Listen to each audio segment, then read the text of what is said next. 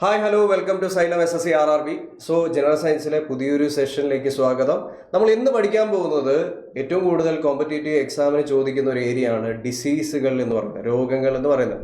Virus മൂലവും bacteria മൂലവും ഒരുപാട് രോഗങ്ങൾ ഇപ്പോൾ സൃഷ്ടിക്കപ്പെടുന്നുണ്ട്. അപ്പോൾ കോമ്പറ്റേറ്റീവ് എക്സാമുകളിൽ മത്സര പരീക്ഷകളിൽ സ്ഥിരമായിട്ട് ചോദിക്കുന്ന ചില ചോദ്യങ്ങളാണ്. ഒരു രോഗത്തിൻ്റെ പേര് തന്നിട്ട് ഇത് എന്ത് ഓർഗാനിസം കാരണമാണോ ഉണ്ടാകുന്നത്, വൈറസ് കാരണമാണോ ബാക്ടീരിയ കാരണമാണോ, ഒരുപാട് രോഗങ്ങൾ നമുക്ക് പഠിക്കാനുണ്ട്. ഇത് ഈസി ആയിട്ട് കണക്ട് ചെയ്ത് വെക്കാനായിട്ട് ഇന്നത്തെ സെഷനിലൂടെ നമുക്ക് ശ്രമിക്കാം.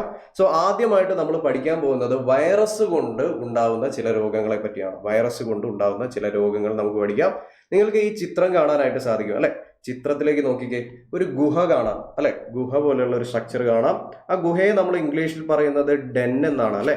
ഡെൻ എന്ന് നമ്മൾ വിളിക്കാറുണ്ട്. ആ ഗുഹയ്ക്കകത്ത് ആരാ ഉള്ളത്? വളരെ ഫേമസ് ആയിട്ടുള്ള ഇന്ത്യൻ ക്രിക്കറ്റർ ആണ്. അദ്ദേഹത്തിന്റെ പേര് വീരേന്ദർ സേവാഗ് എന്നാണ് അല്ലെ? സേവാഗ് ഒരു പഴം കഴിക്കുന്നതായിട്ട് നിങ്ങൾക്ക് കാണാനായിട്ട് സാധിക്കും. സേവാഗിനെ നമ്മൾ സ്നേഹത്തോടെ വിളിക്കുന്ന പേര് വീരു എന്നാണ് അല്ലെ? വീരു എന്നാണ് അദ്ദേഹത്തെ സ്നേഹത്തോടെ വിളിക്കാറുള്ളത്. അദ്ദേഹം എന്തോ കഴിക്കുന്നുണ്ട്. തൽക്കാലം അദ്ദേഹം കഴിക്കുന്ന എന്തോ ഒരു വസ്തു എന്നതിനെ നമുക്ക് മീൽസ് കഴിക്കുക എന്നുള്ള രീതിയിൽ ഐഡന്റിഫൈ ചെയ്യാം. അദ്ദേഹം മീൽസ് കഴിക്കുകയാണ്. ഇതാണ് നമ്മുടെ ആദ്യത്തെ സെറ്റ് എന്ന് പറയുന്നത്. വീരു ഡെന്നിൽ ഗുഹയ്ക്കകത്തിരുന്ന് മീൽസ് കഴിക്കുന്നുണ്ട്. നമ്മൾ വൈറസ്, വീരു എന്ന് പറയുമ്പോൾ വൈറസുമായിട്ട് ലിങ്ക് ചെയ്യണം. വൈറസ് ആണ് നമ്മുടെ പ്രധാനപ്പെട്ട കക്ഷി എന്ന് പറയുന്നത്. വൈറസ് കൊണ്ടുണ്ടാവുന്ന രോഗം എവിടെയാണ്? ഈ ഡെന്നിനകത്താണ് വീരു ഉള്ളത് അല്ലെ? ഡെങ്കി ഫീവർ ആണ് ആദ്യം നമ്മൾ കണക്ട് ചെയ്യേണ്ട വാക്ക് എന്ന് പറയുന്നത്. ഡെങ്കി ഫീവർ വൈറസ് കാരണം ഉണ്ടാകുന്നതാണ് ഡെങ്കിപ്പനി എന്ന് പറയുന്നത്. ആദ്യത്തെ രോഗമാണ് നമ്പർ 1 ഡെങ്കി ഫീവർ. ഇനി രണ്ടാമത്തത് എങ്ങനെ കണക്ട് ചെയ്ത് വെക്കാം? വീരേന്ദ്ര സേവാഗ് എന്താണ് കഴിക്കുന്നത്? മീൽസ് കഴിക്കുന്നുണ്ട്. എന്തോ കഴിക്കുന്നുണ്ട്, മീൽസ് കഴിക്കുന്നുണ്ട് എന്ന് ഓർത്ത് വെക്കാം. അപ്പൊ രണ്ടാമത്തെ രോഗത്തിന്റെ പേര് മീസിൽസ്. വൈറസ് മൂലം ഉണ്ടാകുന്ന രണ്ടാമത്തെ രോഗത്തിന്റെ പേര് മീസിൽസ്. രണ്ട് രോഗങ്ങളായി. വീരു എന്ന് പറയുന്നതിൽ നിന്ന് വൈറസിലേക്ക് കണക്ട് ചെയ്യാം. വൈറസ് മൂലം ഉണ്ടാകുന്ന രണ്ട് രോഗങ്ങൾ, ഡെങ്കിപ്പനിയും ഉണ്ട്, അതുപോലെ തന്നെ എന്തുണ്ട്? മീസിൽസും ഉണ്ട്. ഇനി അടുത്ത രോഗത്തിലേക്ക് പോകാം. പക്ഷേ നമുക്ക് അതിന് മുന്നോടിയായിട്ട് ഒരു കാര്യം കൂടി പറയണം. വീരേന്ദർ സേവാഗ് എന്ന് പറയുന്നത് വളരെ ഫേമസ് ആയിട്ടുള്ള ഇന്ത്യൻ ക്രിക്കറ്ററാണ്. ഒരുപാട് തലമുറകളെ ഇൻഫ്ലുവൻസ് ചെയ്ത ഒരു ക്രിക്കറ്ററാണ്. ക്രിക്കറ്റ് ഒരു പാഷനായിട്ട് സ്വീകരിക്കാൻ, ഒരു പ്രൊഫഷനായിട്ട് സ്വീകരിക്കാൻ ഒരുപാട് പേരെ ഇൻഫ്ലുവൻസ് ചെയ്ത ഒരു പേഴ്സൺ ആണ് വീരേന്ദർ സേവാഗ് എന്ന് പറയുന്നത്, സച്ചിനെ പോലെ തന്നെ. അതുകൊണ്ട് തന്നെ ഇദ്ദേഹം ഒരു ഇൻഫ്ലുവൻസർ ആണെന്ന് നമുക്ക് പറയാം. വീരു എന്താണ്? ഇൻഫ്ലുവൻസർ ആണ്.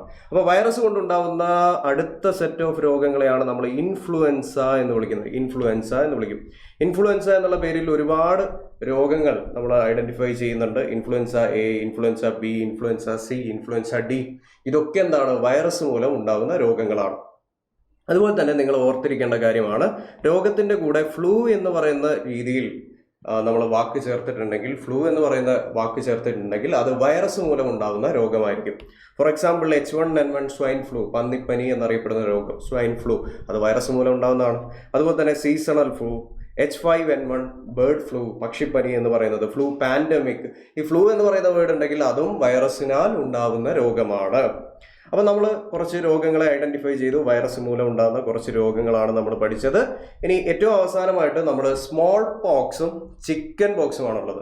നിങ്ങൾ ഇങ്ങനെ ഓർത്ത് വെച്ചാൽ മതി. സ്മോൾ ചിക്കൻ, വൈറസ് എന്ന് പറയുന്നത് ഏറ്റവും ചെറിയൊരു സാധനം, ചെറിയൊരു കോഴിക്കുട്ടി എന്നുള്ള രീതിയിൽ ഓർത്ത് വെക്കുക. സ്മോൾ ചിക്കൻ എന്ന് ഓർത്തിരിക്കുക. അപ്പം നമ്മുടെ വാക്കെന്താണ്? Small chicken. അപ്പോൾ സ്മോൾ ചിക്കനിൽ നിന്ന് എന്തൊക്കെയുണ്ട്? സ്മോൾ പോക്സ് ഉണ്ട്, അതുപോലെ തന്നെ ചിക്കൻ പോക്സ് ഉണ്ട്. സ്മോൾ പോക്സ് ഉണ്ട്, ചിക്കൻ പോക്സ് ഉണ്ട്. അപ്പോൾ വൈറസിനാൽ ഉണ്ടാകുന്ന കുറച്ചധികം രോഗങ്ങളെ നമ്മൾ പരിചയപ്പെട്ടു. And last but not the least, ഒരാളെ കൂടി നമുക്ക് പരിചയപ്പെടാം.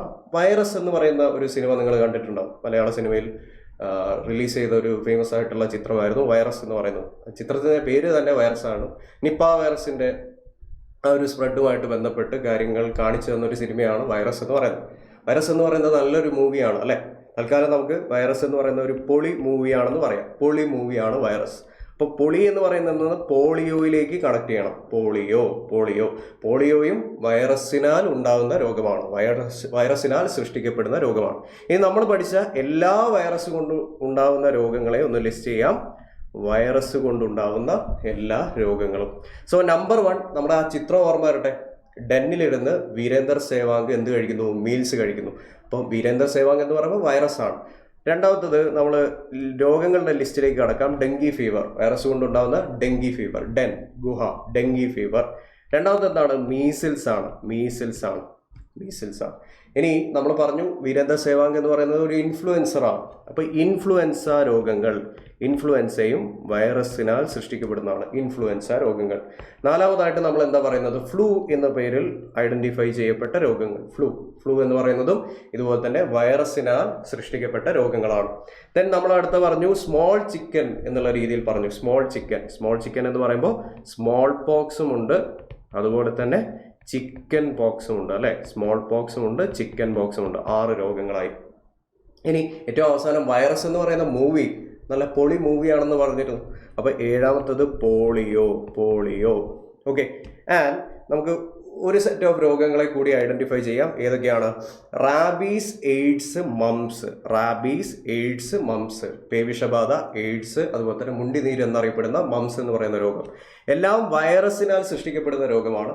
ഇവിടെ തന്നെ നമുക്ക് ഒരു ലിങ്ക് ക്രിയേറ്റ് ചെയ്യാം. റാബീസ് എസ്സിൽ അവസാനിക്കുന്നു, എയ്ഡ്സ് എസ്സിൽ അവസാനിക്കുന്നു, മംസ് എസ്സിൽ അവസാനിക്കുന്നു, വൈറസും എന്തിൽ അവസാനിക്കുന്നു? എസ്സിൽ അവസാനിക്കുന്നു. സോ എല്ലാ രോഗങ്ങളും വൈറസിനാൽ സൃഷ്ടിക്കപ്പെടുന്നതാണ്. നമ്മുടെ ലിസ്റ്റിലേക്ക് ഈ 3 കൂടി കൂട്ടിച്ചേർക്കാം. വൈറസിനാൽ ഉണ്ടാവുന്ന 3 രോഗങ്ങൾ കൂടി ഏതൊക്കെയാണ്?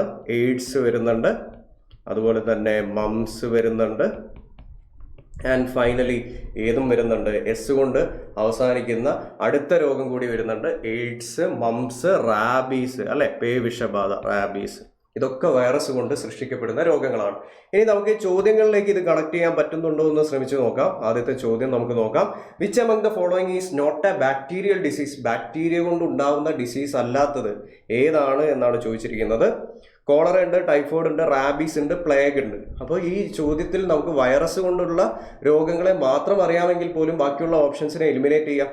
Virus, rabies. ഓപ്ഷൻ സിയിലേക്ക് നമുക്ക് ആ ഒരു ഉത്തരത്തെ ടാർഗറ്റ് ചെയ്യാം. ഓപ്ഷൻ സി, റാബീസ് അല്ലെ.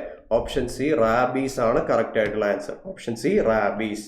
ഓക്കെ, അടുത്ത ചോദ്യം നമുക്ക് നോക്കാം. അടുത്ത ചോദ്യം എന്ന് പറയുന്നത് which of the following is A viral disease? നോക്കിക്കേ, മീസിൽസ്. വീരേന്ദ്ര സേവാഗ് മീൽസ് കഴിക്കുന്നു എന്ന് നമ്മൾ പറഞ്ഞിരുന്നു അല്ലെ. മീസിൽസ് എന്ന് പറയുന്നത് എന്താണ്? വൈറസിനാൽ സൃഷ്ടിക്കപ്പെട്ട രോഗമാണ്. മീസിൽസ് എന്ന് പറയുന്നതും വൈറസിനാൽ സൃഷ്ടിക്കപ്പെട്ട രോഗമാണ്. ആൻഡ് അടുത്ത ചോദ്യം നമുക്ക് നോക്കാം. അടുത്ത ചോദ്യം, which of these disease is transmitted by mosquitoes caused by a virus കൊണ്ടുണ്ടാവുന്ന രോഗം തന്ന ലിസ്റ്റിൽ ഏതാണ്? Malaria, dengue, plague, filariasis. ഡെങ്കുഹ. Okay, dengue fever. Option B എന്ന് പറയുന്നതും വൈറസ് കൊണ്ട് സൃഷ്ടിക്കപ്പെട്ട രോഗമാണ്. സോ വൈറസിനാൽ സൃഷ്ടിക്കപ്പെട്ട രോഗങ്ങളുടെ ലിസ്റ്റും അതിലൂടെ നമുക്ക് കുറച്ച് ചോദ്യങ്ങൾ എങ്ങനെ ചെയ്യാം എന്നുള്ളതുമായിട്ടാണ് നമ്മൾ ഇന്നത്തെ സെഷൻ മുന്നോട്ടേക്ക് കൊണ്ടുപോയത്.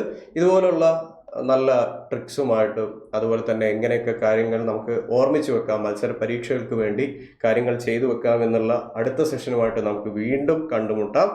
സോ ഇന്നത്തെ സെഷൻ നിങ്ങൾക്ക് ഉപകാരപ്രദമായി എന്ന് തന്നെ കരുതുന്നു.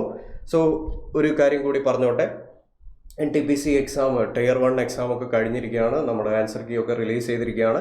സോ CBT 2 വേണ്ടി പ്രിപ്പയർ ചെയ്യുന്നവരുണ്ടെങ്കിൽ അവരുടെ പ്രിപ്പറേഷനെ സഹായിക്കാനായിട്ട് നമ്മൾ RRB NTPC CBT 2 batch launch ചെയ്തിട്ടുണ്ട്. 2500 രൂപയാണ് ഫീസ് എന്ന് പറയുന്നത്. സോ CBT 2 നന്നായിട്ട് കൃത്യമായിട്ട് പ്രിപ്പയർ ചെയ്യണം എന്ന് ആഗ്രഹിക്കുന്നവർ ഉടൻ തന്നെ ഈ ബാച്ചിലേക്ക് ജോയിൻ ചെയ്യുക. സോ വീണ്ടും ഒരു പുതിയ സെഷനുമായിട്ട് കൂടുതൽ ഇൻഫർമേഷൻസുമായിട്ട് നമുക്ക് വീണ്ടും കണ്ടുമുട്ടാം. Thank you all.